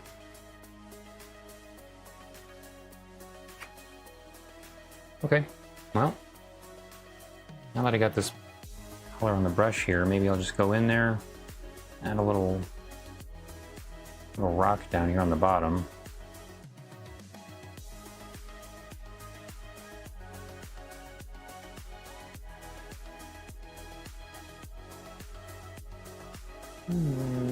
Well, I don't know about that. I don't really like it. It looks kind of weird.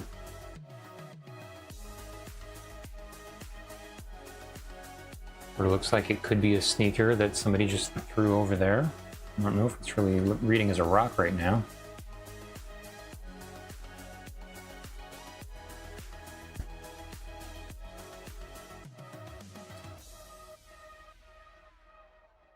I guess it's alright. I'm going to add some more dark on the bottom edge of it. I don't know, should I mess around with this whole area right over here? You know what? I'm going to leave it. And I guess actually, I don't really have the edge down here defined so much, so I'm going to put another rock over here. A happy little rock over there. That. And maybe I need to, I don't know, do something to kind of break that up on the side there some more.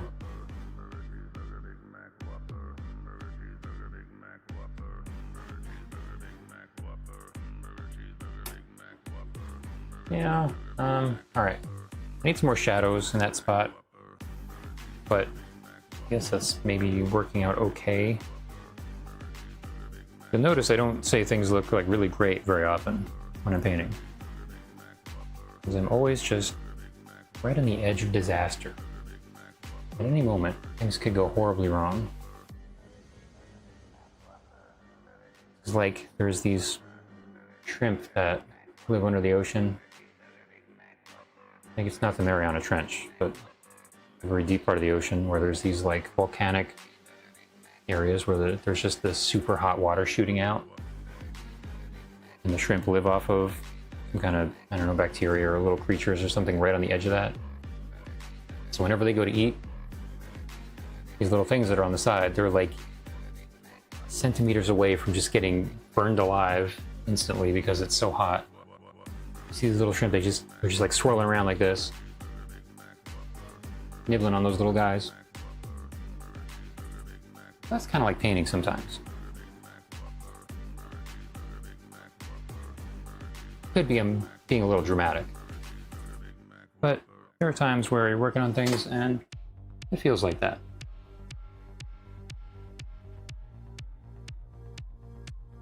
Okay, so I'm putting in these shadows here, which I think are really helping a lot with the rocks not to look like garbage on the side of the water here. So I think that's helping.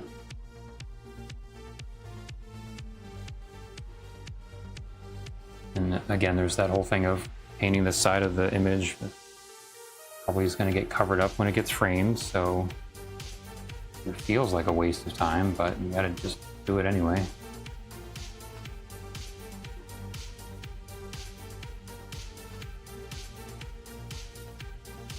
I'm gonna put a little bit of dark in here in that area, and maybe that's about it for that stuff going on over there. I don't know. Yeah, I think that's, yeah, I'll just do this here. I'm going to overlap the rock a little bit, put this plant over it, just like that. I'm going to go over the edge here just to sort of outline it slightly. Only got a couple of rocks here, so they've got to really count. I'm going to give it a little bit of a shadow just by mixing that darker color in there. Sort of like that.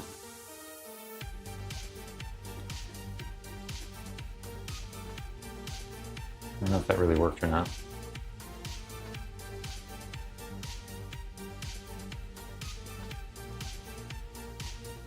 Maybe I'll give it a little bit more dark on the edge right here. And just fading into that shadow next to it. Okay, I think kind of like that. Kind of.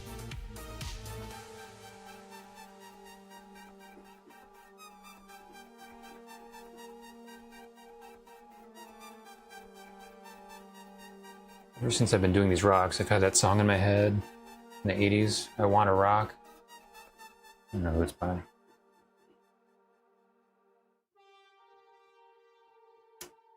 Alright, so I'm going to just need to add in a little bit more shadow right here to separate this rock from the area around it. Just like that. And I guess I actually need to fill this part in some more too. So it looks like I'm not going to be finishing that bridge today, but that's okay.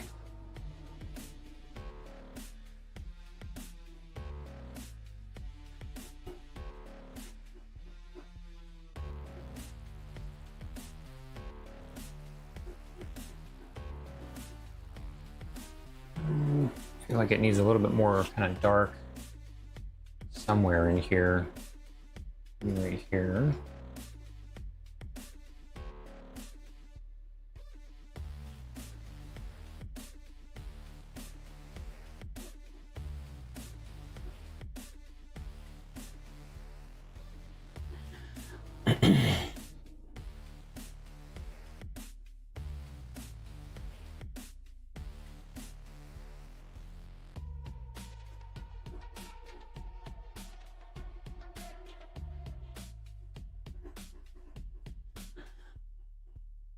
Okay. You know, now that I put those rocks in there, I kind of need to do some sort of a reflection for them. So before I do that, I've got kind of like a greenish color on the brush. I'm going to just go in here and adjust the reflection of some of the stuff on the right over there a little bit first.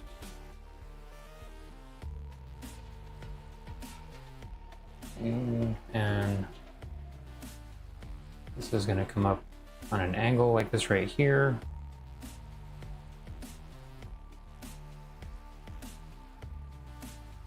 Okay, and now get that rock color again. Put it in like this.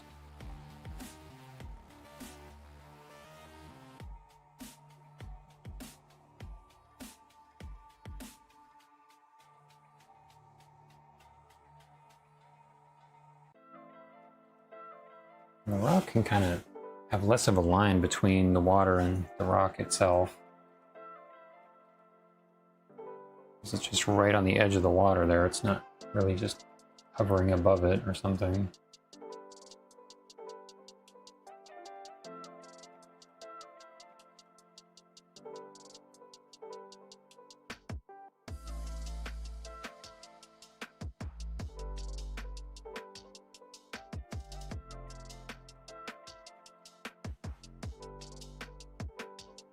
Of course, I'm not really crazy about how that looks. Just, you know, it looks a little bit hard to read right now.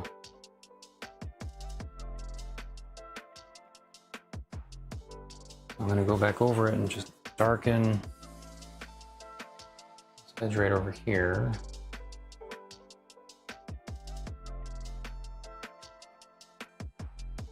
And bring it down some more.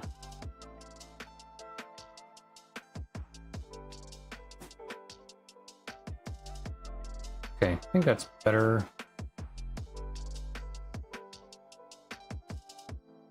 Oh.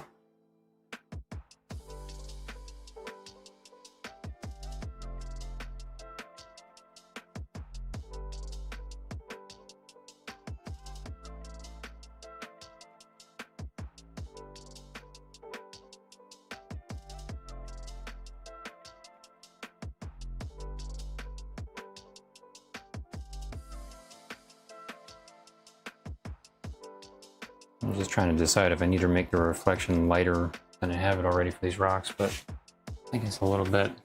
Maybe the one on the right is okay, it's just this one here. I'll bring it up some more.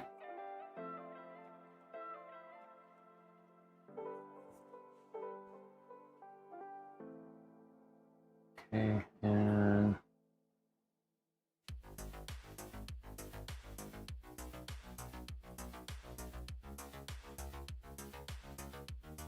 I think I've almost got this all taken care of here.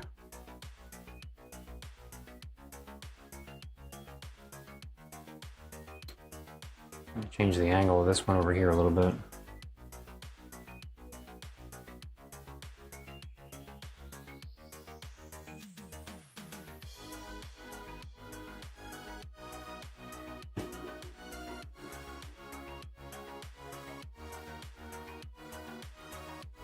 It's really subtle adjusting here. If it do a little bit too much, it's going to just go too far and I'll have to go back the other way.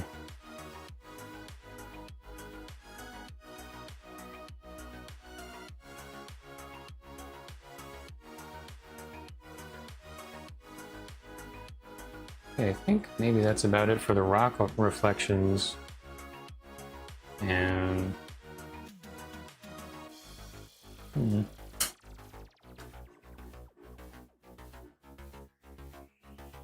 so the only thing I'm really looking at here right now is just this edge up this way.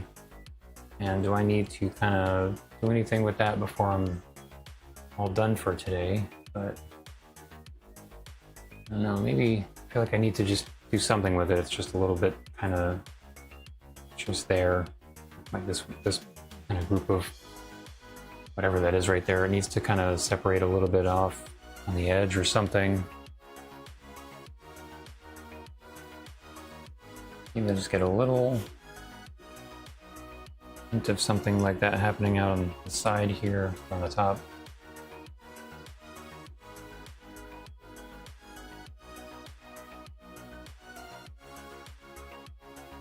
make the edge less defined.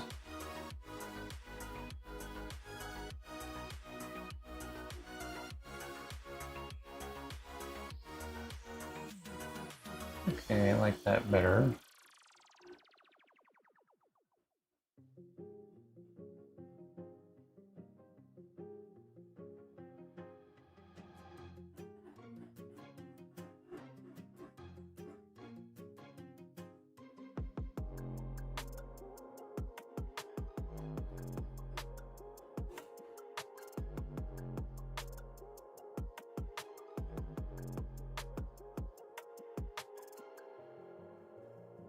Not sure how much this is showing up on the camera, but I'm just going around the edge here to make it not ending quite as abruptly right there. Okay, so I think I'm going to leave that part, and then we have this other little area right over here.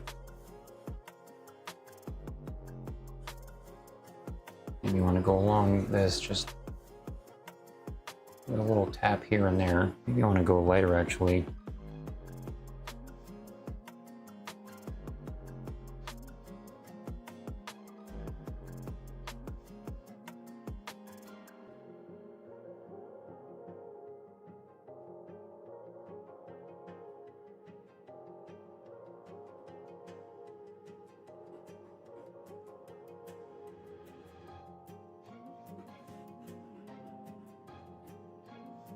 Right, I think I like that better.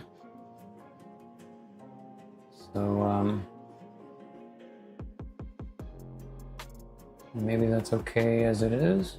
There's something happening here with the tree where it kind of changes angle, right? Where it runs into the bridge, where maybe not totally crazy about that, but I think it's probably fine, so I'll just leave it the way it is. So, there is this whole thing happening over here where this is darker on the inside part, which probably shouldn't be that way, but I think I'm just going to leave it. I think it's probably fine. Maybe I will soften that edge just a little bit in the water real quick. Just kind of go over it just enough to give it a little haze.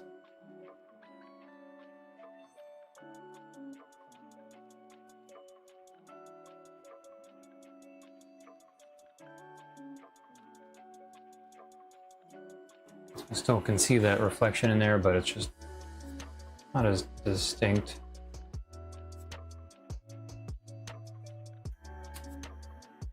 All right, so I think that's about it for today. So check in a couple of things here real quick. So thanks for stopping by, or everybody that's here, and I hope this wasn't excruciatingly painful to watch for you. So, not really sure if I'm going to continue doing Thursday or not. Still kind of working out what day is best, but please, like, subscribe, and follow, and all that kind of fun stuff. And want to come back next time. I hope to see you then. I will be continuing with the bridge and actually working on the bridge itself, and doing all this little detail in here, and the stonework right over there, and that's going to be about it for this image. So, till next time, see you then.